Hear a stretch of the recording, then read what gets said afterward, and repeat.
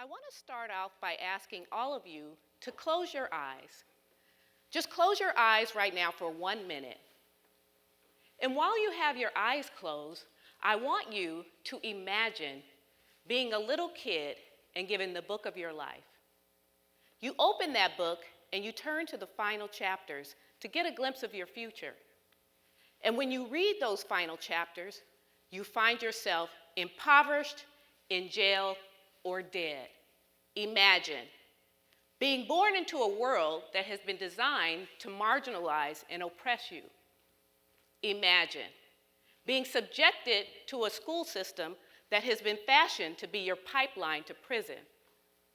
Imagine being bound to schools that hold you to low academic standards. Imagine living in a country where you feel as though your constitutional rights do not include life, liberty, or the pursuit of happiness. Imagine, just imagine. There are many black and brown students who can only imagine themselves in these dire circumstances. They live a life that is defined by societal structures and beliefs and their familial conditions. The self-image of many black and brown students is created by their hopeless perspective. As a result, there are many black and brown students who do not see education as an answer to their future success. So when we hear about the achievement gap, which is the disparity in academic achievement between students of color and their Asian and white counterparts, we must know that it has nothing to do with black or brown students being intellectually inferior to those students who outperform them on standardized assessments. It has everything to do with their self-image, which is dictated by how the world sees them, how they see themselves in their community, and how they see themselves in the educational setting. The achievement gap has been a prevailing problem in education ever since it was defined and made public through what is known as the Coleman Report in 1966. The achievement gap is a national problem. In California alone, the disparity in academic achievement on standardized assessments in English language arts and math among students of color and their Asian and white counterparts is staggering. The California Department of Education reported on their 2022 California Assessment of Student Performance and Progress that 75% of Asian students met or exceeded the standard in English language arts. 61% of white students met or exceeded the standard in English language arts, in comparison to 36% of Hispanic Latino students who met or exceeded the standard in English language arts, and 30% of black students who met or exceeded the standard in English language arts. As you can see from my graph, the same gross academic disparities that we see in language arts, we also see in mathematics. For 57 years, the efforts to close the achievement gap have been futile. Over the years, educators have identified various root causes of the achievement gap. Some of those root causes include racism, socioeconomic status, lack of parent involvement, lack of student motivation, student behavior in the classroom, to name a few. All of these reasons are valid and hold some truth. The solutions that have been identified and implemented by schools include early literacy, small class sizes, resources for parents, students, teachers, professional development, etc. All of these reasons, all of these solutions and more have had little to no effect on closing the achievement gap. Albert Einstein said, "Insanity is doing the same thing over and over and expecting different results." We have been focusing on the same solutions for decades and are no closer to closing the achievement gap. In fact, the gap is widening. So how are we going to close the achievement gap if what we've been trying is not working? I'm so glad you asked. For years and years, I have been racking my brain trying to find a different solution to the achievement gap. And it finally hit me when I learned of self-image. I started following a gentleman several years back named Bob Proctor. You may have heard of him. He was a contributing author to the book and film The Secret, and a leader in personal development. He introduced me to the psychology of self-image. Self-image is related to what we see when we look in the mirror. However, it goes much deeper than that. Self-image is how we see ourselves both internally and externally. When I witness the brilliant minds of Black and brown students and compare that to their academic achievement, it's perplexing that the two are not in alignment.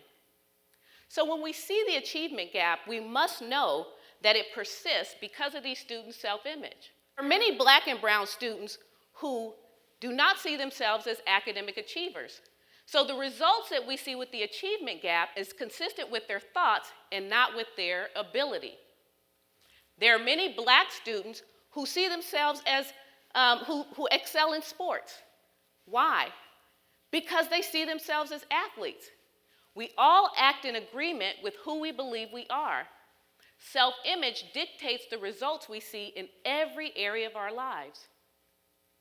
It made sense to me when I started to see how self-image played in my life. In school growing up and in college, I was an average student. And as I reflected on my academic results, I remember thinking that I didn't see myself as smart, but I didn't necessarily think I was dumb. I felt like an average student. And because I felt like an average student, those were the results that I received. I remember writing being an area where I really struggled. I didn't think I could write. But if I had to write anything past a sentence, I would literally go into a tailspin. It was frightening, it was stressful. Then one year, a teacher taught me the 5-paragraph essay format, and it was a lifesaver. I had a strategy that I could apply anytime I had to write anything past a sentence. Anytime I had to write, I would use that format, the 5-paragraph format. I would use the introduction, 3 supporting paragraphs, a conclusion. I'd sprinkle in some descriptive words, and if I was really feeling myself, I'd add some transitional sentences. Now, if you remember the 5-paragraph essay format, you'll remember that the introduction prescribed that you start with a sentence to grab your audience's attention. Now, the standard attention grabber recommendations were to start with an analogy, a question, an interesting fact, or an anecdote. Well, you can probably guess which attention grabber was my preference or choice. Duh, the question. First of all, I didn't really understand what an analogy or an anecdote was at that phase of my life. Quiet as is kept, I halfway understand them now. Those are fancy words. But my go-to was the question. The interesting fact took some research. And not to date myself, but when I was growing up, we didn't have the internet. We had a set of encyclopedias that a door-to-door salesman sold the family. The other option was to go to the local library and work the Dewey Decimal System to find a book on the topic. But again, for me, my go-to was the question. If my essay was on earthquakes, my attention grabber sentence would be, have you ever experienced an earthquake? And I felt good about it too. I would write my basic essay. I would use the 5-paragraph format. I would close my eyes, do a little prayer, turn in my essay with the hopes of getting a C. If I got a C+, I was like, yes. To me, that was like a B-. I felt like I was almost above average. So I saw myself as average, and those were the results that I received. It wasn't until I entered my post-baccalaureate studies that I started to see myself as intelligent. I was in the credentialing program at Cal State LA, getting my single subject credential in, wait for it, English. I don't know what I was thinking. But needless to say, there was a lot of writing. When I would turn in my papers, my professors would give me positive feedback on them. And the first few times I thought it was a fluke, so I kind of brushed it off. But then I continued to get positive feedback from various professors. And I'm a reasonable person, so I knew this couldn't be some sort of conspiracy, so I started to see myself as a good writer. Then I once heard that writing was the highest form of intelligence. Once I saw myself as a good writer and intelligent, I had changed my self-image, and I started to get higher grades. As I reflected on my self-image growing up, I started to see myself in my students. Then I realized that I am one of millions of Black and brown students who have been overlooked, underserved, and held to low academic standards by our nation's school system. Then I thought, what if I had never changed my self-image? If I didn't change my self-image, I would have never thought that I was capable of opening a school. If I didn't change my self-image, I wouldn't have the nerve to take underprivileged students not only out of the state, but out of the country. If I didn't change my self-image, I wouldn't have known that I was a writer and had the ability to write and publish a book. More importantly, if I didn't change my self-image, I wouldn't have the courage to be standing here on this stage challenging the status quo by addressing the achievement gap. Then I thought about our current Black and brown students who are in public schools today. What if they have something deep down inside of them that could change our world, and they never get to share it because their self-image limits their ability to bring what's deep down inside of them to the surface? What if a Black or brown student has the gift of songwriting and has a beautiful song in them that could inspire more love in the world? What if a Black or brown student is a politician deep down inside and has special leadership skills that could unite all of the countries around the world in peace and solidarity? What if a Black or brown child is a scientist at their core and has the cure to cancer? What if the gifts deep down inside of Black and brown students never sees the light of day because their self-image is so dark that they cannot see that spark of greatness within them? What if? What if? You see, the same level of intelligence and strong writing skills that I possess today were in me at a younger age. I just didn't see them in me.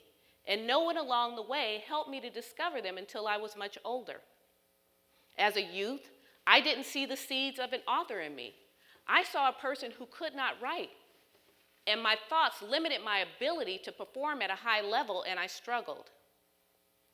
Like many Black and brown students in classrooms around the country today, my self-image prevented me from experiencing the academic success that I was fully capable of achieving.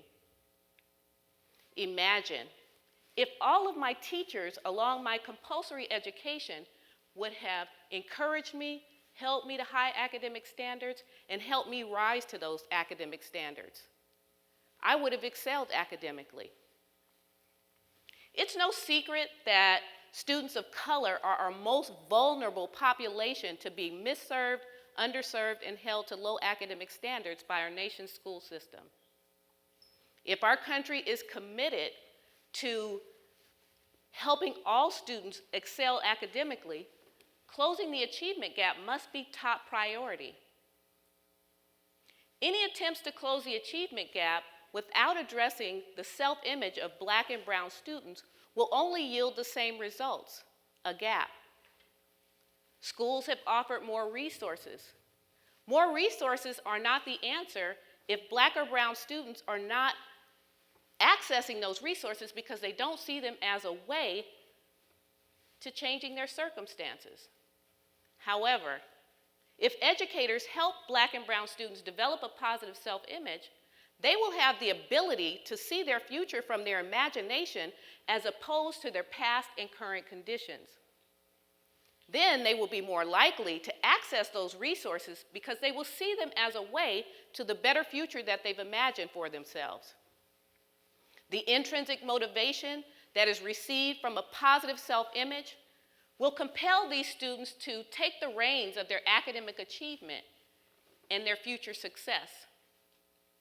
If we want to address the root causes of the achievement gap, we again must address the student's self-image.